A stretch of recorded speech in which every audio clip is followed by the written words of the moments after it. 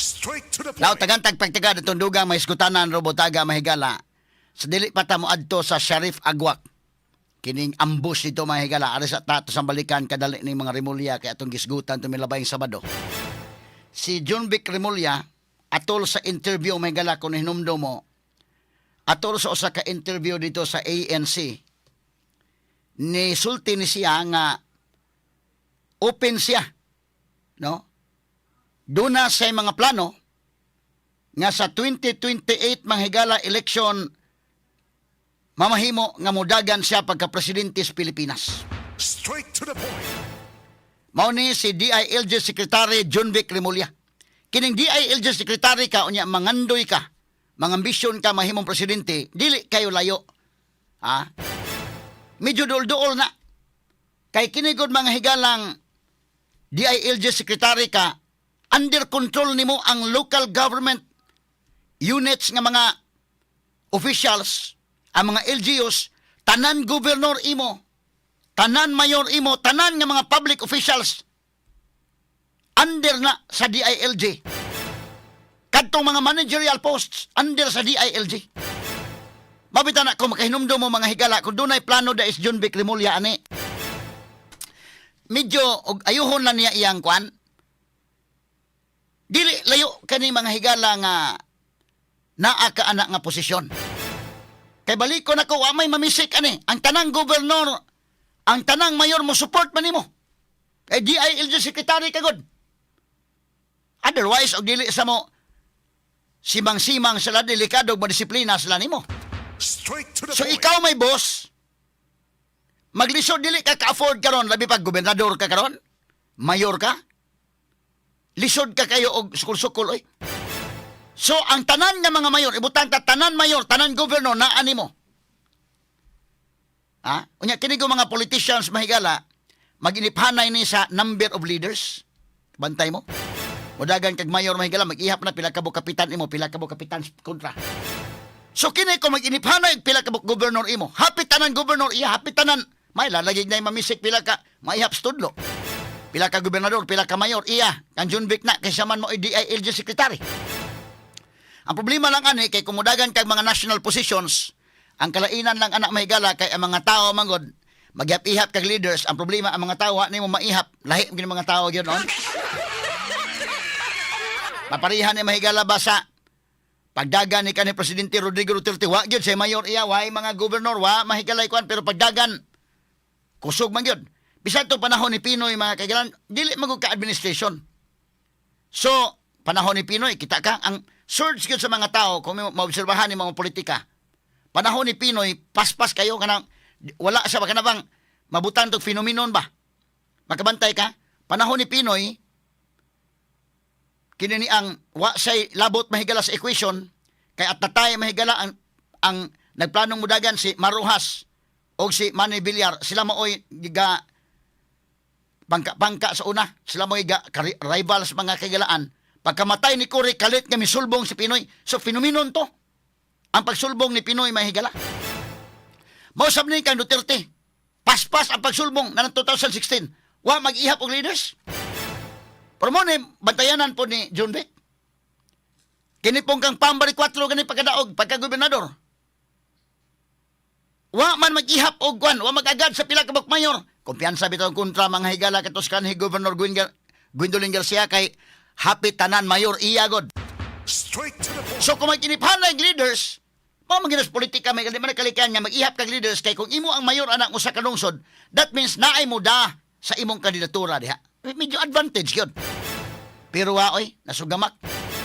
Basin pagtuong John Vic og mao ni iyang ipon, og mao ni ipon niya, daog siya. Og ang mubutar may galang gobernador og ang mayor, daog si John Vic.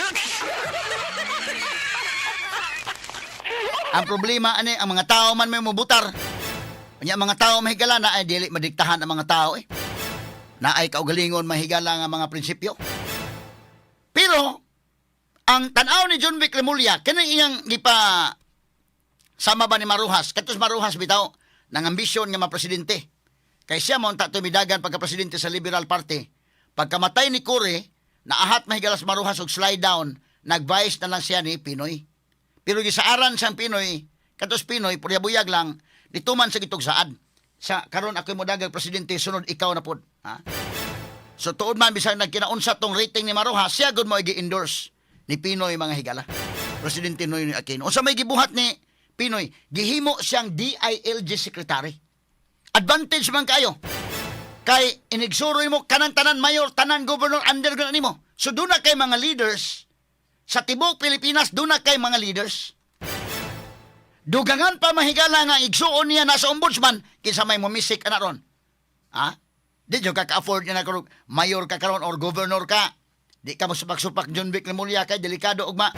Tikalbong ka. Makadisiplina gud ang DILG. Unya ang ombudsman pa mga sugid tigpaminaw. So medyo kini ang og power lang ngilngig kayo. Ang pangutanan dako kung ang mga tao mosunod ba sa ilang mga mayor, mosunod ba sa mga governor? Straight to the point. Kay labi na inaning national position, ang mga tao may gala mo, kuan oy. Makamao na mo negotiate may mga tao, mayor, kami loyal minimo mayor, loyal minimo gob, butar minimo pero sa presidente gob lahi lang amo gob ha. Mao ni nahitabo atong milabayng eleksyon, ang tanang mayor tuang Gwen Garcia. Usara ka mayor ang Pam, kanilang Durano Mahigalas Danau. Pero kadtong mga mayor nga tuas kalungsuran, tuas umang mga syudad, niingon gito ilang mga leaders nga mayor, di man mi makakuan nimo, loyal man mi nimo, labi na nakatabang ka namo. Pero pasagdi lang mis governor. Ha? Ayaw lang may buti sa gobernador. Ang mayor sa mga higala, siyempre, di po niya na iyang hugtan ang iyang mga tao nga inana gyud. Muhugot sa siya mga tao sa iyang kaugalingon, pero iyong tangam tungod sa gobernador, labi pa nga mayor po utos ang gikasabaan na gobernador kanito.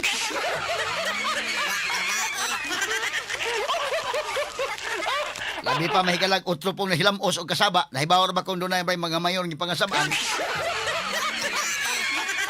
Di ko lang i-mention mga pangaan, mahigalag, grabe ito mga saba tong unang. Gobernador Kanhe Gwen Garcia, doon na mga mayor nga gahilamos o kasaba. Nya kanang mayor ka, nakasabaan ka. Unya kanang imo mga tao dito maingon, mayor, mabutar minimo, pero pasagdi lang mis gobernador ha, di lang gimi anang Gwen. Ikaw mayor ka, nakasabaan kang Gwen, mahuna ka. At the back of your mind, magkanga, oh, sige.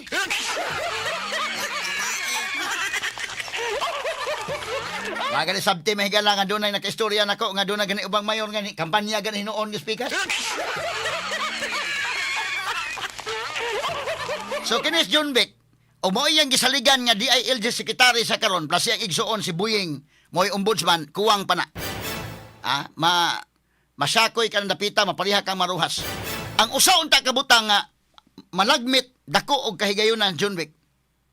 Malagmit dako kahigayunan nga ang mga tao ba kay karon oya, DILG secretary. Okay, ang tanan mayor mo sunod, why question? Tanan governor mo sunod, why question? Ang problema, ang kinabag-ang katawhan. Di man mo sunod. Pero tanaw nako, kung kadtong ilang istorya mahigala nga suburnuhan sila og panalitan, tinuod to niya iyang gipadakop, dakog chance sa mga tao mingon kana mo saktong tao. Di prinsipyo, dahil sayop dahil tasunong pagtuo nga, dili tani. Naway kuan ni way integridad na ba dili sayop gyud. Malagmit nga si John Vic Remulla mo daog pagka presidente. Kung kining ilang gihimo-himong istorya og tinuod man galing ni mahigala pero mga tawo duda man himo-himo na na eh. Matod pan John Vic Remulla gi-offeran siya 1 billion pesos. Og ang iyang igsuon nga si Buying 1 billion pesos. Aron kuno nga padangog to natong usa ka kontraktor o sa ka congressman o sa ka kontraktor nga na-involve sa kinini ang flood control project. Wa kuno nila dawata. Kanang istorya habilib ang mga tao na in the LB. So, hindi gano? 1 billion wa dawata. Nya kay wa dawata ang tag 1 billion nila. Sus ni offer na pagbalik. 2 billion ang i-offer. Matod pan John Vic, nasagmuyo kuno niya igsuon nga Buying. Wa kuno na dawata ang tag 2 billion. Muna makaingon ka, makatuo ka ba anang istoryaha o kanang istoryahan John Vic charchara nila?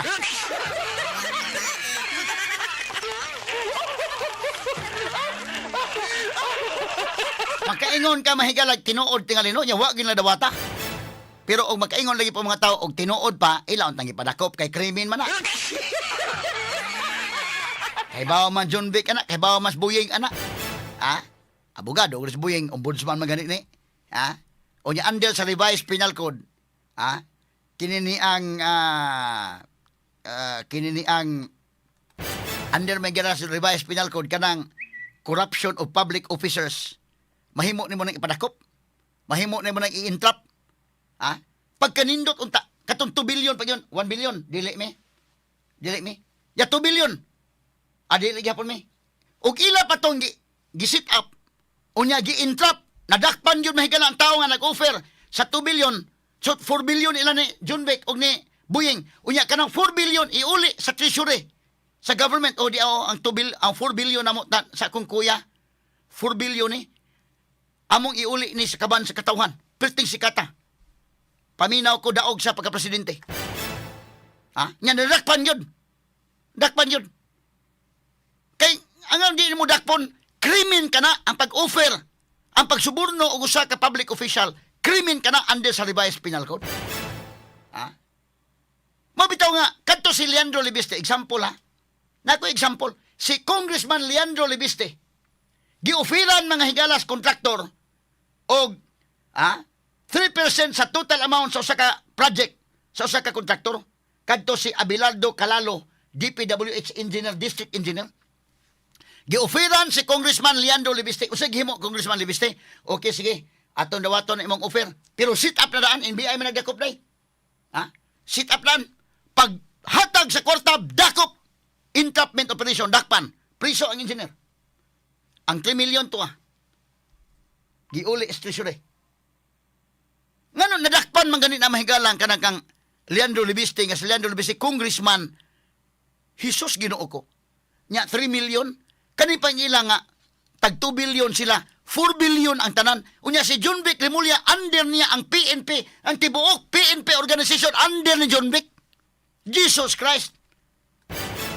Wani mo ma-sit up to John Vic nga ba sige. I-sit up ta ni ba. Under ko ni mo na tanan si IDJ, SAF, SWAT, tanan nga Philippine National Police under ni John Vic Remulla. Siya rugwa sa kaingon nga sige. Ako dawato ng 2 billion, no? Kami sa isuon si Buying, salamat kayo ha, 2 billion eh. Nya sit up na yung paghatag sa armored car ipadag armored car, i-parking diha man na. Dagha ng kwarta ni magkag 4 billion. Nya pag tunol na karon pag okay, dakop. Entrapment operation. Dakpan priso. Kanang kang Leandro Libiste, 3 million dakpan na priso ang district engineer. O kanay hitabo ang mahigalag, tinuod pa ni, dakpan na, priso mga higala kanang nagsuborno, unya ang 4 billion, mingon John Vic, akong iuli kini sa treasury sa Philippine government, kwarta nis katawhan, among iuli, sikat kayo, doon ay chance mo daog pagka-presidente sa 2026.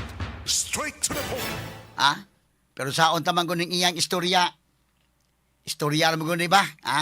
Ang mga tao, dali kayo makasabot, oy, nga kanang, pinyang gi-offeran mi, tag 1 billion, wa mi mo dawat. So, gipatasan, 2 billion, wa mo dawat. Nga no man ang, wa man brakpe. Gusto pa mo puno?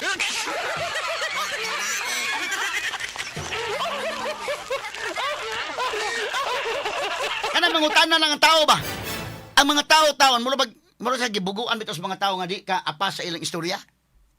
Sus John Vic, naon sa bain taon. Ang mga tao kaapas, oy nga, kini inyo, o sa kanta pa ni, pero atik ra.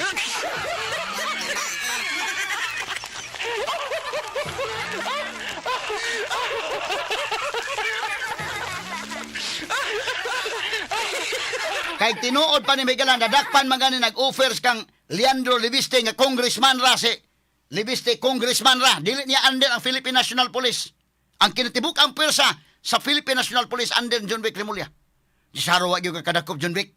Tanan na adang cybercrime unit, ang SWAT, ang SAF, si IDJ, tanan nga investigators na saro tanan intel na Isit pa to nimo nya 2 billion gihatag nimo kang Buying 2 billion nya inyong giuli sa Philippine government. Nya nagadakpan gyud na. Makaingon mga tao di prinsipyo gyud es John Vic. Angay ning mga presidente. Ya karon ka istorya raman. Fabricate mugna ra istorya mo ra ba ning imong kwat. Ahay.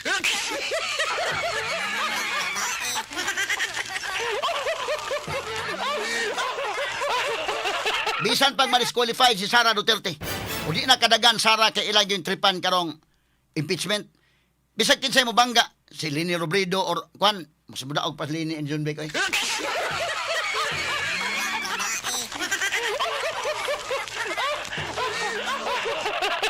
isit up niyo balik ko to be. Og mo kwan kanang mingon hanan ni 3 billion na nya dakpa. Nga iuli ko sa Philippine government ha kay ron dili ta makaingon nga gid drama na po na kwarta asa na kapadong.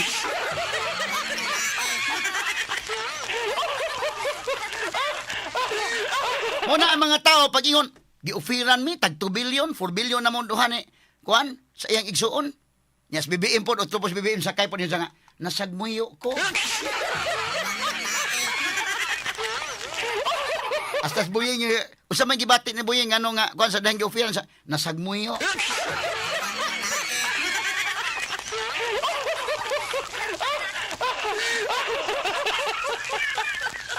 Unsa man ang kalakihan na, nangasakit noon sa kasagmuyo.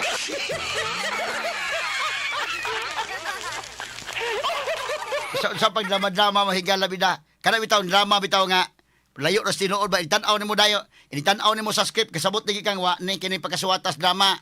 Dili ni maipay sus. Kining istorya ha. Clarix kayo. Mo na gyud wa maayo pagkahimo pagkatagik ang istorya. Og sa ingon pa wa maayong pagkatahiya.